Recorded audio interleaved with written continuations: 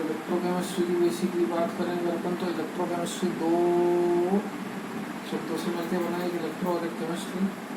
Electro का मतलब होता है इलेक्ट्रिक करंट, केमिस्ट्री का मतलब आप जानते ही हो केमिकल रिएक्शन।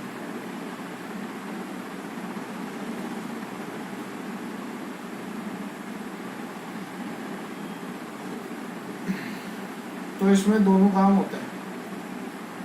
हो सकता है आप केमिकल रिएक्शन करवा के इलेक्ट्रिकल करंट जनरेट करवा दो, या फिर हो सकता है आप करंट जनरेट करवा के केमिकल रिएक्शन करवा दो। Both ways are possible. इसी के लिए अपन इस चैप्टर के अंदर दो टाइप्स पढ़ते हैं। किसके? इलेक्ट्रोकेमिस्ट्री के। नाम क्या उन दो टाइप का? पहला होता है इलेक्ट्रोकेमिकल, दूसरा होता है इलेक्ट्रोलाइटिक। क्या बोला मैं? पहला होता है इलेक्ट्रोकेमिकल, दूसरा होता है इलेक्ट्रोलाइटिक। इलेक्ट्रोकेमिकल के अंदर आपका आता है गैल्वेनिक सेल, जो अपन आज देखेंगे।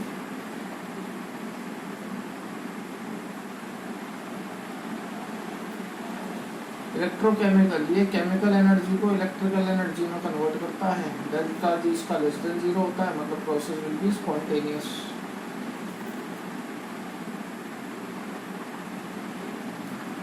इलेक्ट्रोलाइटिक इलेक्ट्रिकल एनर्जी को केमिकल एनर्जी में कन्वर्ट करता है। डेल्टा जी इसका ग्रेटर देन 0 होता है, means process will be non spontaneous. कहानी समझे क्या हुआ? साइंटिस्ट क्या करवा रहे थे, थोड़ा लंबा प्रोसीजर है लेकिन जब समझ में सारा आ जाएगा, ठीक है ना, वो रिलेट करते हुए चलेंगे।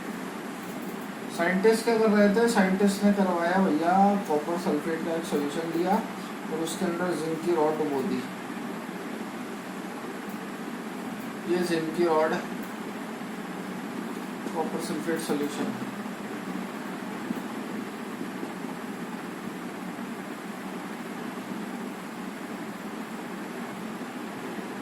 ब्लू कलर का होता है और ये ब्लू कलर इसकी वजह से आता है भैया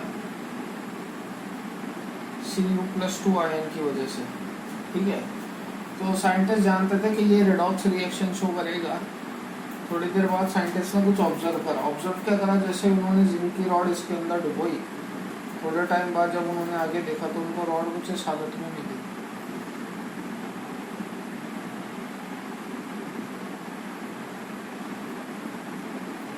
पिघली हुई।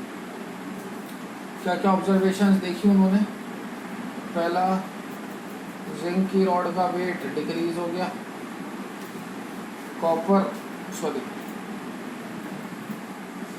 Blue colour of solution fade हो गया। तीसरा, टेम्परेचर राइज हो गया।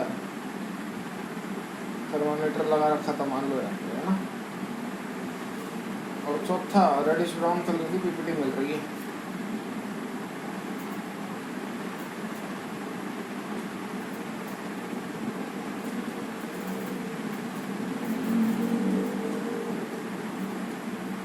क्या फंडे इन सब के समझिए, है ना। ये सब नोट्स में है, टेंशन लेने की कोई जरूरत नहीं है। मैं बार बार कह रहा हूँ नोट्स रेफर करो तभी मामला होगा कुछ।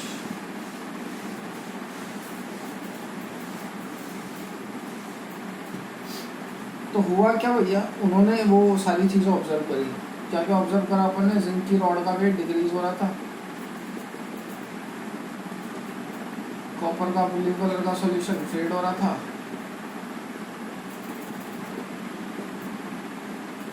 टेम्परेचर राइज हो रहा था,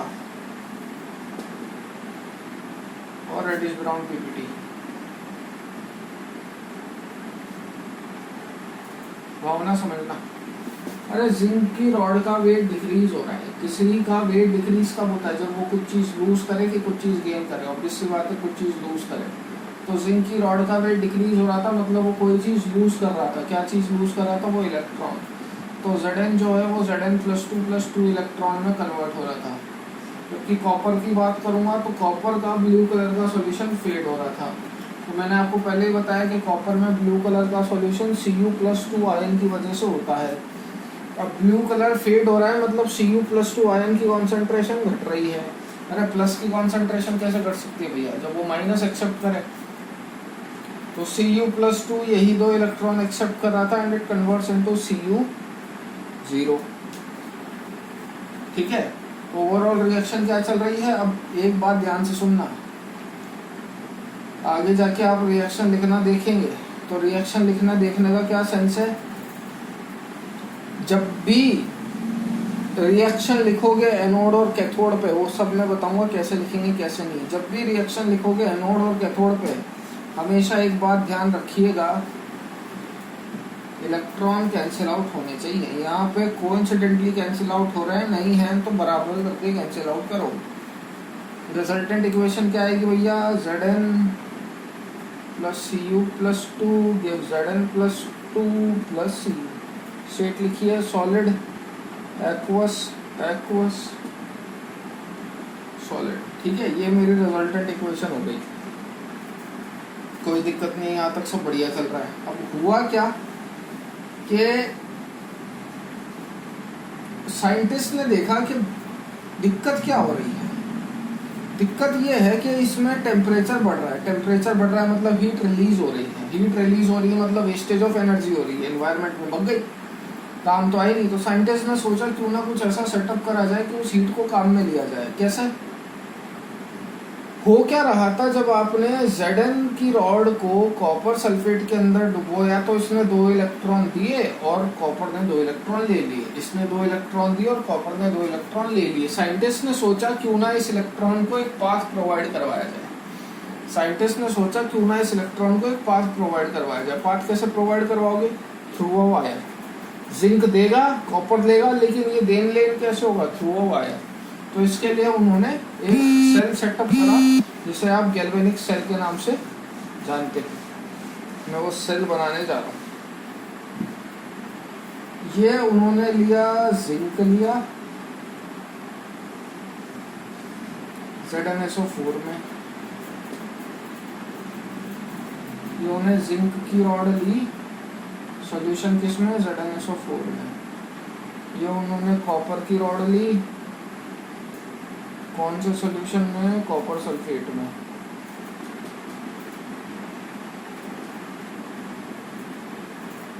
तो ये जिंक की रॉड है, ये कॉपर की रॉड है, और उन्होंने इसको एक बैटरी से वायर के थ्रू कनेक्ट कर दिया।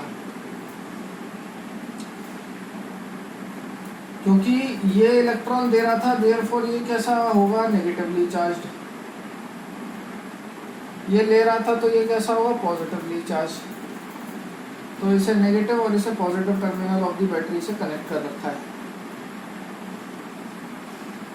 अब वो रिएक्शन याद करो भैया। एक बात ध्यान रखना, ये जो Zn और ZnSO4 है ये न्यूट्रल सॉल्यूशन है। न्यूट्रल सॉल्यूशन होने का सेंस क्या है कि यहाँ पे Zn+2 और सल्फेट -2 की कॉन्सेंट्रेशन बराबर है। सिमिलरली ये भी न्यूट्रल है, यहाँ Cu+2 और सल्फेट -2 की कॉन्सेंट्रेशन बराबर है। तो साइंटिस्ट ने क्या करा, बीच में बल्ब लगा रखा है। ठीक है, साइंटिस्ट ने क्या करा, बीच में बल्ब लगा रखा है, करंट फ्लो करवाया। इलेक्ट्रॉन इस वायर के थ्रू फ्लो होंगे। वायर इलेक्ट्रॉन कहाँ से कहाँ फ्लो होंगे, जिंक दे रहा था, कॉपर ले रहा था, तो इलेक्ट्रॉन का फ्लो कहाँ से कहाँ होगा, from left to right. Electron के ऑपोजिट डायरेक्शन में करंट फ्लो होता है, तो करंट का फ्लो कहाँ से कहाँ होगा, from right to left. Bulb जला लेकिन वो बहुत ही थोड़े से टाइम में जलना बंद हो गया। क्यों हुआ ऐसा, तो समझिए। क्या बोला मैंने, Zn काय में कन्वर्ट हो रहा था, अपन ने क्या इक्वेशन लिखी थी, Zn gives Zn+2 इलेक्ट्रॉन। तो Zn क्या कर रहा था, 2 इलेक्ट्रॉन लूज कर रहा था, तो उसने यहाँ से 2 इलेक्ट्रॉन लूज करे, ये गए ये गए ये गए ये गए। जैसे इसने 2 इलेक्ट्रॉन लूज करे, जिंक खुद काय में कन्वर्ट हो गया, Zn+2 में। काय Zn+2 ये रहा। अरे जब जिंक ने 2 इलेक्ट्रॉन लूज करे तो वो खुद काय में कन्वर्ट हो गया, Zn+2 में। तो मतलब यहाँ पे क्या हो गया, Zn+2 की कॉन्सेंट्रेशन बढ़ गई। भावना समझना, पहले जिंक और सल्फेट दोनों बराबर थे, लेकिन जैसे ही जिंक Zn+2 में कन्वर्ट हुआ, Zn+2 की कॉन्सेंट्रेशन बढ़ गई। तो इस सॉल्यूशन पे क्या चार्ज है, क्या पॉजिटिव। धीरे धीरे करके बढ़ती गई और सॉल्यूशन पे पॉजिटिव चार्ज आता गया। यहाँ से क्या जा रहा है, नेगेटिव, बाहर क्या आ गया, पॉजिटिव। पॉजिटिव नेगेटिव को जाने देगा क्या, नहीं। तो ये क्या बोलेगा, जाने नहीं देंगे तुझे, उल्टा समझो। सिमिलरली कॉपर के बेसिस पे देखूँ तो Cu2+ क्या कर रहा था, 2 इलेक्ट्रॉन एक्सेप्ट कर रहा था and converts into Cu। Cu2+ accept कर रहा था, यहाँ पे है Cu+2, ये तो 0 ऑक्सीडेशन स्टेट का है ना कॉपर। तो ये 2 इलेक्ट्रॉन एक्सेप्ट कर रहा था और कद काय में कन्वर्ट हो रहा था भैया, कॉपर में। यहाँ पे कॉपर डिपॉजिट हो रहा था। अरे जब Cu+2 ने 2 इलेक्ट्रॉन एक्सेप्ट करे तो Cu+2 की कॉन्सेंट्रेशन घट गई, इनडायरेक्टली सल्फेट आयन की कॉन्सेंट्रेशन बढ़ गई। तो इस सॉल्यूशन के बाहर क्या क्या चार्ज आ गया, negative negative negative negative negative. अगर सॉल्यूशन के बाहर नेगेटिव चार्ज आ गया तो अब ये इलेक्ट्रॉन लेगा क्या, नहीं। तो ये क्या बोलेगा, इलेक्ट्रॉन को जाने नहीं देंगे तुझे। वो क्या बोलेगा, इलेक्ट्रॉन को आने नहीं देंगे तुझे, क्योंकि इलेक्ट्रॉन का फ्लो होना बंद हो जाता है, इसलिए बल्ब जलना भी बंद हो जाता है। तो इसका भी जुगाड़ साइंटिस्ट ने सोचा, फिर उन्होंने यूज करा क्या, सॉल्ट ब्रिज। सॉल्ट ब्रिज क्या होता है बेटा, डेफिनेशन सब आपको नोट्स में मिल जाएगी, वहां से आप आसानी से पढ़ सकते हैं। सॉल्ट ब्रिज एक इन्वर्टेड यू ट्यूब होती है जिसके अंदर इलेक्ट्रोलाइट भरा हुआ रहता है। सपोज मैं KCl ले लूँ, इसके अंदर इलेक्ट्रोलाइट भरा हुआ रहता है। तो होता क्या है, जैसे ही यहाँ पे पॉजिटिव डेवलप होता है, ये सॉल्ट ब्रिज क्या करता है, अपना नेगेटिव यहाँ पे छोड़ देता है। और जैसे यहाँ पे नेगेटिव डेवलप होता है, ये सॉल्ट ब्रिज क्या होता है, अपना पॉजिटिव यहाँ पे छोड़ देता है। क्या हुआ इससे भैया, यहाँ पे इलेक्ट्रॉन जाना क्यों बंद हो गए थे, क्योंकि ज़्यादा पॉजिटिव आ गया था। तो पॉजिटिव ने नेगेटिव को बोला नहीं जाने दे रहा। यहाँ पे नेगेटिव डेवलप हो गया था तो नेगेटिव ने पॉजिटिव को बोला नहीं जाने दे रहा। तो होता क्या है, यहाँ से इलेक्ट्रॉन क्यों नहीं जा रहे थे, क्योंकि पॉजिटिव चार्ज आ गया था। यहाँ इलेक्ट्रॉन क्यों नहीं आ रहे थे, क्योंकि नेगेटिव चार्ज आ गया था। अगर इस पॉजिटिव नेगेटिव को खत्म कर दोगे तो जिंक तो देता रहेगा, कॉपर लेता रहेगा। बिल्कुल सही बात। तो जैसे ही यहाँ पे पॉजिटिव चार्ज डेवलप होता है, क्लोरीन माइनस आता है और इस पॉजिटिव को न्यूट्रलाइज कर देता है। और डेवलप होता है तो करता जाता है और इस तरीके से सारे पॉजिटिव खत्म कर देता है। सिमिलरली यहाँ पे भी सारे नेगेटिव खत्म हो जाते हैं, जिसकी वजह से इलेक्ट्रॉन का फ्लो रुकता नहीं और करंट रेगुलरली फ्लो होता रहता है। ये होता है अपना क्या, गैल्वेनिक सेल। होपफुली समझ में आती होगी बातें। याद रखने का आसान तरीका है भैया, लोन। लोन से क्या, L का मतलब है लेफ्ट, O का मतलब होता है ऑक्सीडेशन, A का मतलब होता है एनोड, N का मतलब होता है नेगेटिव। लेफ्ट में ऑक्सीडेशन होता है, लॉस ऑफ इलेक्ट्रॉन, रिडक्शन होता है, गेन ऑफ इलेक्ट्रॉन। लेफ्ट में ऑक्सीडेशन होता है, कहाँ पे होता है, एनोड पे, और वो कैसा टर्मिनल होता है, नेगेटिव। तो लेफ्ट में ऑक्सीडेशन कहाँ पे होता है, एनोड पे, एंड टर्मिनल कैसा होता है, वो नेगेटिव। इससे आप आसानी से ध्यान रख सकते हो। रिप्रेजेंटेशन देख लो,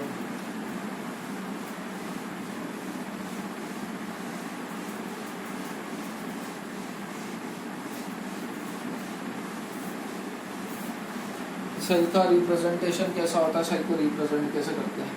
तो रिप्रेजेंटेशन के बेसिस पे जब मैं बात करूं तो देखिए रिप्रेजेंटेशन कैसा होगा। एक तो आपको ये डंडा दिखाई देगा, ये डंडा क्या रिप्रेजेंट करता है, फेज डिफरेंस। जबकि ये डबल डंडा क्या रिप्रेजेंट करता है, सॉल्ट ब्रिज। सिंगल डंडा क्या रिप्रेजेंट करता है, फेज डिफरेंस। जबकि डबल डंडा क्या रिप्रेजेंट करता है, सॉल्ट ब्रिज। तो इसका रिप्रेजेंटेशन का सलीका क्या है, मतलब अपन कैसे पहचानेंगे कि कहाँ ऑक्सीडेशन हो रहा है, कहाँ रिडक्शन। तो सवाल आपका इसी बेसिस पे आता है। तो सबसे पहले तो आपको ये पहचान में आना चाहिए कि रिएक्शन किस बेसिस पे लिखी हुई है या उसको लिखने का तरीके क्या है। तो समझिएगा, सपोज मैं जो मेरी रिएक्शन है वो कुछ रिप्रेजेंटेशन जो है वो कुछ ऐसे करता हूँ। कैसे, एक तो ये डंडा हो गया जो मैं आपको पहले ही बता चुका था, एक ऐसा और एक ऐसा। अभी थोड़ी देर पहले आपने करा, लेफ्ट पे क्या आता है, एनोड। तो यहाँ पे आएगा बेटा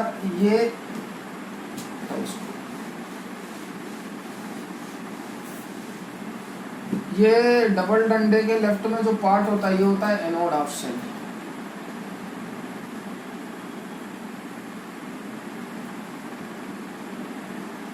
राइट में जो पार्ट होता है वो होता है कैथोड हाफ सेल। इधर क्या लिखते हैं, anode oblique anode half cell electrolyte. बताऊंगा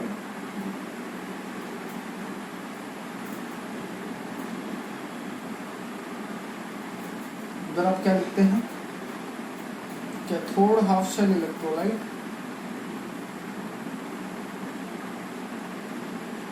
ऑब्लिक कैथोड। रिप्रेजेंटेशन दिखाएंगे, टेंशन मत लीजिएगा। एक बात हमेशा ध्यान रखना, E0 की वैल्यू कभी भी बेटा नेगेटिव नहीं आनी चाहिए, और cell can not be negative. अगर नेगेटिव आ गई तो सेल कभी वर्क नहीं करेगा, ठीक है। तो अगर आपको सेल को वर्क करना है तो E0 हमेशा पॉजिटिव होना चाहिए, और एक का ऑक्सीडेशन और दूसरे का रिडक्शन होना ही चाहिए, और जब दोनों को मिलाओ तो रिजल्टेंट जो है वो पॉजिटिव होना चाहिए। एक का ऑक्सीडेशन और दूसरे का रिडक्शन और दोनों का समेशन हमेशा पॉजिटिव आना चाहिए, अदरवाइज सेल वर्क नहीं करेगा, ठीक है। ऑक्सीडेशन और रिडक्शन का बेसिक फिनोमिनन क्या होता है, तो आप देखोगे left to right. Left to right देखने का मतलब, जैसे अभी थोड़ी देर पहले मैंने एनोड पे ऑक्सीडेशन होता है बताया था आपको, कैथोड पे रिडक्शन होता है बताया था आपको। क्या रिएक्शन लिखी थी, Zn गिव Zn+2 +2 इलेक्ट्रॉन। यहाँ क्या रिएक्शन लिखी थी, कॉपर +2 इलेक्ट्रॉन गिव कॉपर। इसके E0 का रिप्रेजेंटेशन देखिए, E0 ऑफ Zn से Zn+2। हमेशा चीज को लेफ्ट टू राइट पढ़ना। थोड़ा सा ये लिख लेना, मैं मिटा रहा हूँ। एनोड पे ऑक्सीडेशन होता है, कैथोड पे रिडक्शन होता है। तो Zn gives Zn+2 +2 electron, Cu+2 electron gives Cu। इसके E0 सेल की वैल्यू Zn से Zn+2, इसके E0 सेल की वैल्यू Cu+2 से Cu। x volt y volt दे रखी होगी कुछ, ये फिक्स है, ये दे रखा होगा। 2 इलेक्ट्रॉन से 2 इलेक्ट्रॉन कैंसिल हो रहे थे, Zn+Cu+2 ये Zn+2 Cu। सॉलिड जिस पे चार्ज आए वो हमेशा एक्वस होता है, जिस पे चार्ज नहीं है वो हमेशा सॉलिड होता है, बट मेटल होना चाहिए। जिस पे चार्ज आए वो एक्वस होता है, जिस पे चार्ज नहीं आए वो सॉलिड होता है, बट मेटल होना चाहिए। ये मेरी रिजल्टेंट इक्वेशन आ गई। अब हमेशा देखना, सेल का जो रिप्रेजेंटेशन है वो लेफ्ट टू राइट पढ़िएगा। जैसे जिंक से Zn लेफ्ट टू राइट पढ़ोगे, लेफ्ट टू राइट पढ़ेंगे तो Zn से Zn+2 ऑक्सीडेशन हो रहा है। चार्ज का इंक्रीमेंट या loss of electron oxidation, charge का डिक्रीमेंट या gain of electron reduction.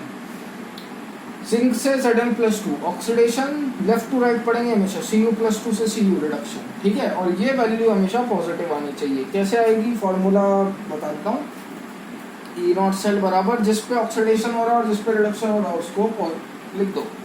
E0 of OP at anode, E0 of RP at cathode, ठीक है। इस तरीके से आप रिप्रेजेंटेशन कर सकते हैं। एक छोटा सा एग्जांपल कर लेते हैं इस पे, ताकि फील आ जाए, भैया समझ लेंगे, है ना। देखो वो कंफ्यूजन कहाँ का करवा सकता है। जैसे मैंने आपको ये बताया, तो आपको क्या मिलेगा, किस तरीके से इलेक्ट्रोड मिलेगा, समझिएगा इसी का रिप्रेजेंटेशन। Zn से ZnSO4, CuSO4 से Cu। तो Zn पे ऑक्सीडेशन स्टेट क्या, 0। ZnSO4 पे +2, CuSO4 पे +2, Cu पे क्या 0। Zn solid. अब जिंक कहाँ से कहाँ जा रहा है, जिंक जा रहा है 0 से +2, कॉपर सल्फेट +2 से 0, ये 0 से +2, ये +2 से 0, ये 0 से +2, ये मैंने क्या बोला, हमेशा लेफ्ट टू राइट पढ़ेंगे, हमेशा लेफ्ट टू राइट पढ़ेंगे। 0 से +2 से 0। तो लेफ्ट में क्या होता है, एनोड, और उसका क्या होता है ऑक्सीडेशन, लोन। तो मतलब एनोड पे ये रिएक्शन चल रही होगी, Zn से Zn+2 इलेक्ट्रॉन। कैथोड पे रिडक्शन होता है, मतलब उस पर ये रिएक्शन चल रही होगी, Cu+2 इलेक्ट्रॉन गिव Cu। आपको बस ये देखना है किस आयन की ऑक्सीडेशन स्टेट में चेंज आ रहा है, उसके अलावा कुछ भी लिखा हुआ उससे मतलब ही नहीं है। जैसे जिंक के साथ सल्फेट है, रमेश नरेश मुकेश सुरेश कुछ भी लिखा हुआ रहता है, मेरे को कोई मतलब नहीं था, मेरे को बस जिंक देखना, जिंक 0 से +2 में जा रहा है, इसके अलावा आपको कोई मतलब नहीं है किसी और से। छोटा सा एग्जाम्पल कर लेते हैं।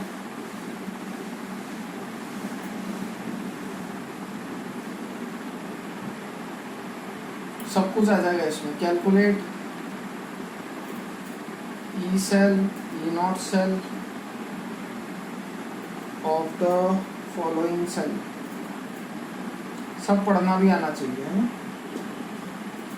Also write half cell reaction and complete cell reaction. आपको दे रखा है रिप्रेजेंटेशन, Zn सॉलिड से Zn+2 एक्वस, Ag+ से Ag,